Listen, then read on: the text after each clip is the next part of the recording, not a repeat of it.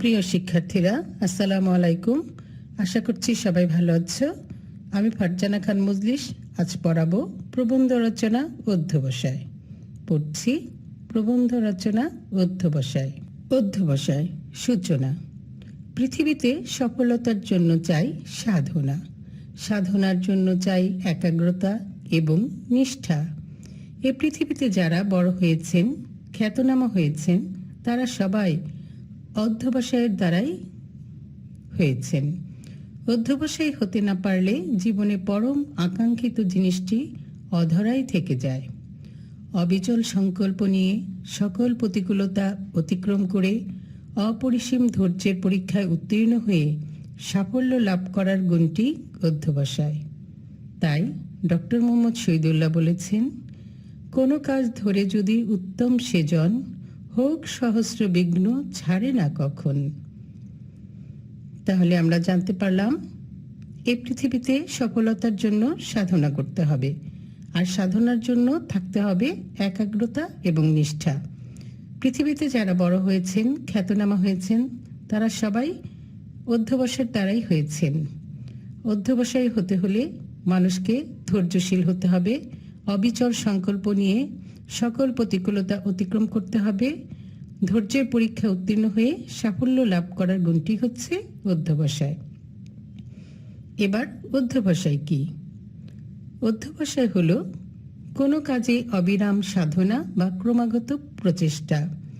বারবার কোনো কাজের ব্যর্থতার গ্লানি মুছে ফেলে নিজেকে সাফল্যের দ্বারে পৌঁছে দেওয়ার জন্য যে মহান প্রচেষ্টা, তারই নাম অধ্যবসায়। অর্থাৎ পরম ধৈর্যের সাথে কঠোর পরিশ্রমের নামই অধ্যবসায়। তাহলে অধ্যবসায় আমরা কি বুঝেছি? অধ্যবসায় হলো কোনো কাজে অবিরাম সাধনা বা ক্রমাগত প্রচেষ্টা। বারবার কোনো কাজের ব্যর্থতার গ্লানি মুছে ফেলে নিজেকে সাফল্যের দ্বারে পৌঁছে দেওয়ার জন্য যে মহান প্রচেষ্টা, তারই নাম অধ্যবসায়। অর্থাৎ পরম ধৈর্যের সাথে কঠোর পরিশ্রমের নামই হচ্ছে অধ্যবসায়। অধ্যবসায়ের প্রয়োজনীয়তা। মানব সভ্যতার বিকাশের অন্যতম চালিকা শক্তি অধ্যবসায়, যা মানুষের যাপিত জীবনের প্রতিনিয়ত যে সংগ্রাম, তার মূল প্রেরণা। মানব জীবনে অধ্যবসায়ের প্রয়োজনীয়তা অপরিসীম, কারণ অধ্যবসায় ছাড়া এ জগতে কেউ সাফল্য অর্জন করতে পারে না। পৃথিবীতে যা কিছু মহৎ, যা কিছু সুন্দর, যা কিছু কল্যাণকর, সবই অধ্যবসায়ের দ্বারা অর্জিত হয়েছে। তাই অধ্যবসায় মানব সভ্যতার অগ্রগতির চাবিকাঠি, ব্যক্তিগত জীবনের উন্নতির সোপান। মানব জীবনের চলার পথে নানা বাধা বিপত্তি আসতে পারে। এই সমস্ত বাধা বিপত্তিকে পায়ে ঠেলে সামনের দিকে এগিয়ে যেতে হবে, তবেই জীবনের উন্নতি আসবে। তাই কবি কালীপ্রসন্ন ঘোষ বলেছেন, পারিব না এ কথাটি বলিও না আর, কেন পারিবে না তাহা ভাবো একবার। 5 জনে পারে যাহা, তুমিও পারিবে তাহা, পারো কি না, না পারো করো যতন আবার, একবার না পারিলে দেখো শতবার। মনে রাখতে হবে, রাতের ঘোর অন্ধকার কেটে গিয়ে যেমন দেখা দেয় সোনালী উষা, তেমনি বারবার চেষ্টার ফলে মানুষের ভাগ্যাকাশে উদিত হয় সাফল্যের শুকতারা। তাহলে আমরা এখানে কি জেনেছি? যে মানব সভ্যতার যে আমাদের এর বিকাশের অন্যতম চালিকা শক্তি হচ্ছে অধ্যবসায়। মানুষের যাপিত জীবনে এই যে মানুষ তার জীবনযাপন করছে, এই জীবনে প্রতিনিয়ত যে সংগ্রাম, তার হচ্ছে মূল প্রেরণা। মানব জীবনে অধ্যবসায়ের প্রয়োজনীয়তা অপরিসীম, কারণ অধ্যবসায় ছাড়া এ জগতে কেউ সাফল্য অর্জন করতে পারে না। পৃথিবীতে যা কিছু মহৎ, যা কিছু সুন্দর, যা কিছু কল্যাণকর, সবই অধ্যবসায়ের দ্বারা অর্জিত হয়েছে। তাই অধ্যবসায় মানব সভ্যতার অগ্রগতির চাবিকাঠি, ব্যক্তিগত জীবনে উন্নতির সোপান। এ জীবনে চলার পথে বাধা বিপত্তি তো আসবেই, সেই সব বাধা বিপত্তিকে পায়ে ঠেলে সামনের দিকে এগিয়ে যেতে হবে, তবেই জীবনে উন্নতি আসবে। আরেকটা কথা মনে রাখতে হবে, রাতের ঘোর অন্ধকার কেটে গিয়ে দেখা দেয় সোনালী উষা, তেমনি বারবার চেষ্টার ফলে মানুষের ভাগ্যকাশে উদিত হয় সাফল্যের সুক্তারা। অধ্যবসায়ের দ্বারাই মানুষ এ জগতে অসাধ্য সাধন করেছে। বড় বড় শিল্পী, সাহিত্যিক, দার্শনিক, বৈজ্ঞানিক, স্থপতি, সেনানায়ক, ধর্মপ্রচারক সবাই অধ্যবসায়ের ফলে সার্থকতা লাভ করেছে। তাই কবি বলেন, ধৈর্য ধরো বাঁধো বাঁধো বুক, শতদিকে শত দুঃখ আসুক আসুক। ছাত্র জীবনে অধ্যবসায়। ছাত্রজীবন ভবিষ্যৎ জীবন রচনার অনুশীলন ক্ষেত্র।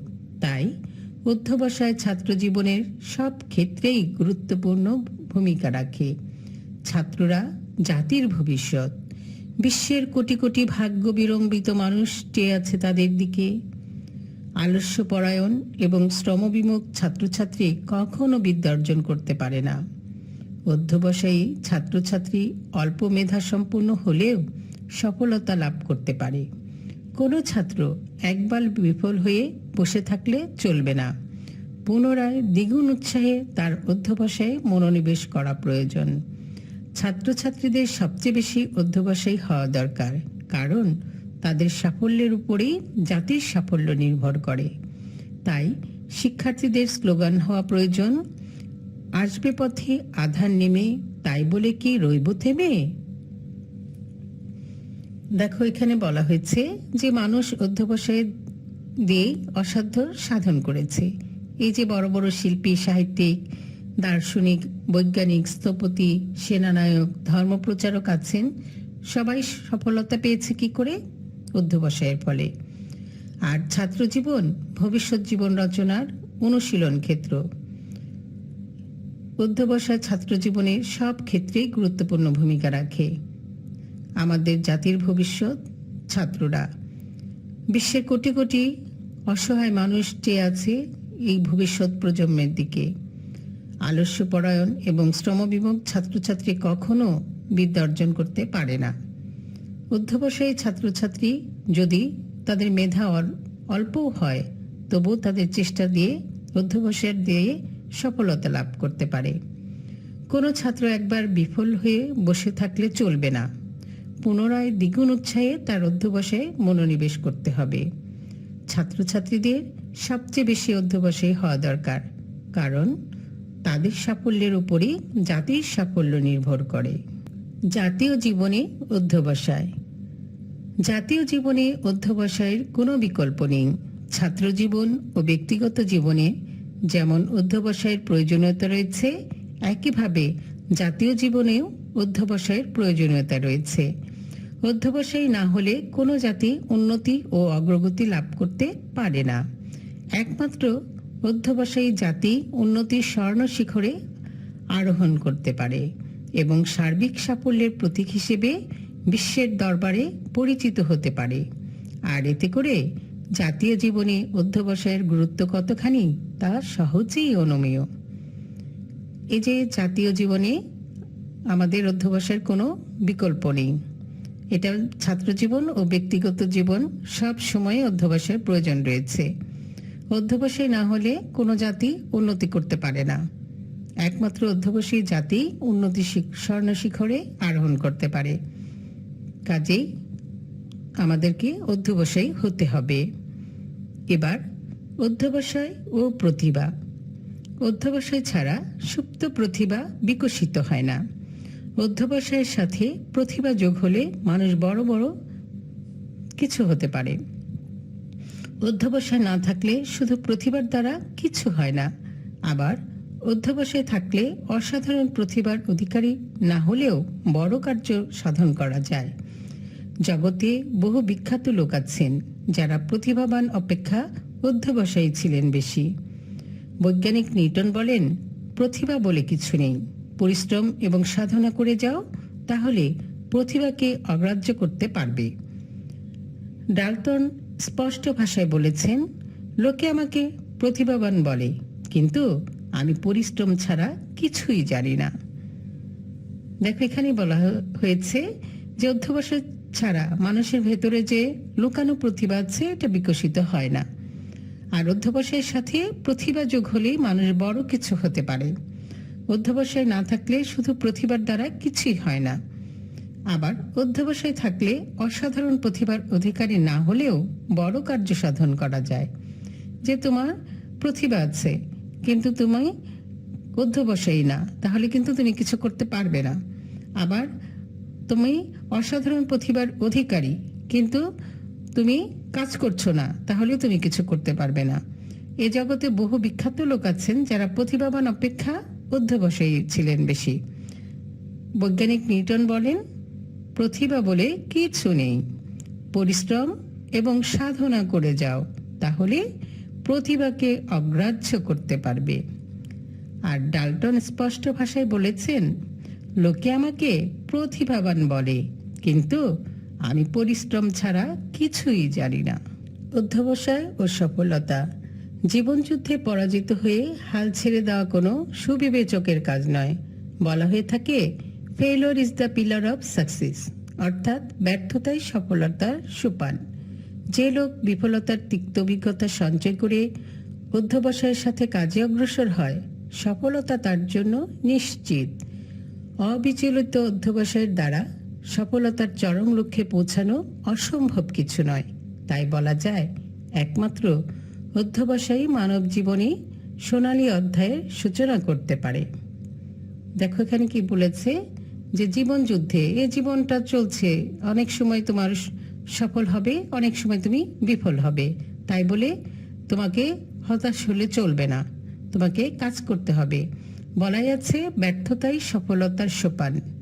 যে লোক বিফলতার তিক্ত অভিজ্ঞতা সঞ্চয় করে অধ্যবসায়ের সাথে কাজে অগ্রসর হয়, সফলতা তার জন্য নিশ্চিত। অবিচলিত অধ্যবসায়ের দ্বারা সফলতার চরম লক্ষ্যে পৌঁছানো অসম্ভব কিছু নয়। তাই বলা যায়, একমাত্র অধ্যবসায়ী মানব জীবনে সোনালী অধ্যায়ের সূচনা করতে পারে। এরপর দেখো, অধ্যবসায়হীনের অবস্থা। অধ্যবসায়ের অভাবে অনেক সম্ভাবনা অকালে শেষ হয়ে যায়। অধ্যবসায়হীন ব্যক্তি জগতের কোনো কাজেই সফলতা লাভ করতে পারে না। তার জীবন ধ্বংস হয়, ব্যর্থ হয়, তার স্মৃতি বিস্মৃতির অতলে তলিয়ে যায়। সমাজের আস্থা করে নির্ধারিত হয় তার ঠিকানা। যে অধ্যবসায়ী না, তার ভেতরের অনেক সম্ভাবনা থাকলেই অকালে শেষ হয়ে যাচ্ছে। অধ্যবসায়হীন ব্যক্তি জগতের কোনো কাজেই সফলতা লাভ করতে পারে না। তার জীবন ধ্বংস হয়, ব্যর্থও হয়, তার স্মৃতি বিস্মৃতির অতলে হারিয়ে যায়, মানে তার কথা কেউ মনে রাখে না। সমাজে রাস্তা করে নির্ধারিত হয় তার ঠিকানা। কাজেই অধ্যবসায়হীন হওয়া যাবে না। অধ্যবসায়ের জীবন আদর্শ। জীবন সংগ্রামে সাফল্য লাভের মূল মন্ত্র অধ্যবসায়। স্কটল্যান্ডের রাজা রবার্ট ব্রুস ইংল্যান্ডের রাজা এডওয়ার্ডের সাথে 6 বার যুদ্ধে পরাজিত হয়ে নিরাশ মনে জঙ্গলে ঘুরছিলেন। এমন সময় একটি মাকড়সাকে 7 বার চেষ্টা করে 2টি কড়িকাঠে সুতো জড়াতে দেখে তিনি অদম্য উৎসাহে শত্রু রাজ্য 7ম বারের মতো আক্রমণ করে স্বদেশ উদ্ধার করেন। অর্ধ পৃথিবীর অধীশ্বর নেপোলিয়ন তার জীবনের কার্যকলাপের মধ্যে দিয়ে রেখে গিয়েছেন অধ্যবসায়ের অপূর্ব নিদর্শন। কোনো কাজকে তিনি অসম্ভব বলে মনে করতেন না। তাই তিনি একটি দরিদ্র পরিবারে জন্মগ্রহণ করেও ফরাসি জাতির ভাগ্য বিধাতা হতে পেরেছিলেন। রবার্ট পিল অধ্যবসায়ের মাধ্যমে একজন বিখ্যাত অর্থবিদ হতে পেরেছিলেন।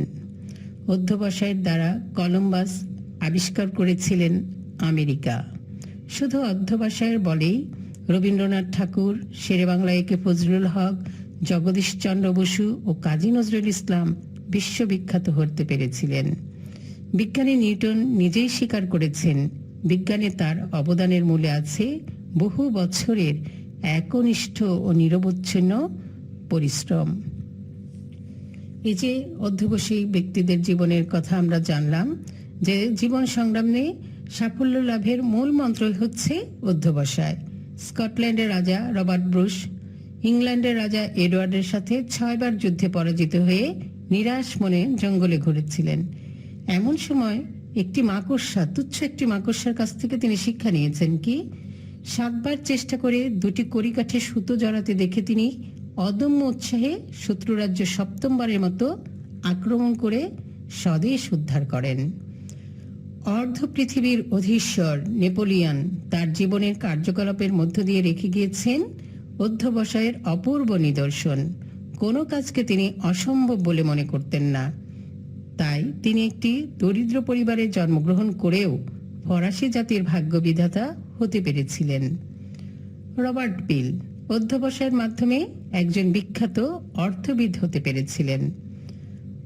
অধ্যবসায়ের দ্বারা কলম্বাস আবিষ্কার করেছিলেন আমেরিকা, আর অধ্যবসায়ের বলেই রবীন্দ্রনাথ ঠাকুর, শেরেবাংলা একে ফজলুল হক, জগদীশচন্দ্র বসু ও কাজী নজরুল ইসলাম বিশ্ববিখ্যাত হতে পেরেছিলেন। আর বিজ্ঞানী নিউটন নিজেই স্বীকার করেছেন বিজ্ঞানে তার অবদানের মূলে আছে বহু বছরের একনিষ্ঠ ও নিরবচ্ছিন্ন পরিশ্রম। এবার উপসংহার। জীবনে সাফল্য লাভ করে জাতিকে গৌরবান্বিত করার ক্ষেত্রে অধ্যবসায়ের বিকল্প নেই। লক্ষ্যে পৌঁছানোর নিরন্তর প্রচেষ্টা থাকলে শত প্রতিকূলতাও নিরস্ত করতে পারে না। জীবনের প্রতিটি ক্ষেত্রে তাই সবাইকে হতে হবে কঠোর অধ্যবসায়ী। যখনই কোনো ব্যর্থতা, কোনো দুঃখ, কোনো বিপদ আমাদের জীবনকে বিষময় করে তোলে, তখনই অধ্যবসায়ী মহৎপ্রাণ ব্যক্তিদের কথা স্মরণ করে তাদের আদর্শ অনুসরণ করা উচিত। মনে রাখতে হবে আল্লাহ তাদেরই সাহায্য করেন যারা অধ্যবসায়ী এবং পরিশ্রমী। দেখো, উপসংহারে বলা হয়েছে জীবনে সাফল্য লাভ করে জাতিকে গৌরবান্বিত করার ক্ষেত্রে অধ্যবসায়ের বিকল্প নেই। লক্ষ্যে পৌঁছানোর নিরন্তর প্রচেষ্টা থাকলে শত প্রতিকূলতাও নিরস্ত্র করতে পারে না। জীবনের প্রতিটি ক্ষেত্রে তাই সবাইকে হতে হবে কঠোর অধ্যবসায়ী। যখনই কোনো ব্যর্থতা, কোনো দুঃখ, কোনো বিপদ আমাদের জীবনকে বিষময় করে তোলে, তখনই অধ্যবসায়ী মহৎপ্রাণ ব্যক্তিদের কথা স্মরণ করে তাদের আদর্শ অনুসরণ করা উচিত। মনে রাখতে হবে আল্লাহ তাদেরই সাহায্য করেন যারা অধ্যবসায়ী এবং পরিশ্রমী। জগতে যারা মানুষের শ্রদ্ধা আর ভালোবাসার আদর্শ হয়েছেন তাদের প্রত্যেকেই ছিলেন অধ্যবসায়ী। মহাকবি ফেরদৌসির অমর মহাকাব্য শাহনামা দীর্ঘ 30 বছরের কাব্য প্রয়াস। জ্ঞানেন্দ্রমোহন দাস 20 বছরের সাধনায় রচনা করেন বাংলা ভাষার অভিধান। কোনো প্রাতিষ্ঠানিক সহায়তা ছাড়াই একক প্রচেষ্টায় প্রায় 2000 প্রাচীন পুঁথি সংগ্রহ করেন খ্যাতনামা সংগ্রাহক আব্দুল করিম সাহিত্য বিশারদ। কাজেই মনীষীদের জীবন থেকেও তোমাদের শিক্ষা নিতে হবে। আর ছাত্র জীবন ভবিষ্যৎ জীবন রচনার অনুশীলন ক্ষেত্র। তোমাদেরকে অধ্যয়ন ও অধ্যবসায়ী হতে হবে। বারবার পাঠ অনুশীলনের মাধ্যমে জ্ঞান আহরণ করতে হবে। ছাত্র জীবনে অধ্যবসায়কে সর্বাধিক গুরুত্ব দিলে জীবনের তোমার সাফল্যের বুনিয়াদ রচিত হবে। অধ্যবসায় না হলে শুধু মেধা থাকলে কোনো সফলতা আসে না। প্রতিভাই সফলতার মূল নিয়ামক নয়। এই নিয়ামককে সফল করতে হলে তোমাকে অধ্যবসায়ী হতে হবে, তোমাকে চেষ্টা করতে হবে। তোমার ভেতরে যে সুপ্ত প্রতিভা আছে তা অধ্যবসায়ের কারণে সেটা বিকশিত হবে। আর এই বিকশিত হয়ে তুমি তোমার জীবনকে আলোকিত করতে পারবে। জীবন পথ পরিক্রমায় নানা সমস্যা আসবেই। এই সমস্যার সমাধান করার জন্য তোমাকে অধ্যবসায়ী হতে হবে। অধ্যবসায়হীন জীবন কোনো জীবনই নয়। পরিশ্রমী পারে মানুষকে তার সাফল্যের চূড়ায় নিয়ে যেতে। তোমরা চেষ্টা করলে, অধ্যবসায়ী হলে অবশ্যই সফল হবে। তোমরা অধ্যবসায়ী হও, অধ্যয়ন তোমাদের ব্রত হোক, পড়াশোনায় মনোযোগ হও, জ্ঞান আহরণে মনোযোগী হও, মানবতার কল্যাণের জন্য নিজেকে বিলিয়ে দিতে তৈরি হও। সফলতা তোমাকে ধরা দেবেই। তোমরা ভালো থেকো, সুস্থ থেকো। আল্লাহ হাফেজ।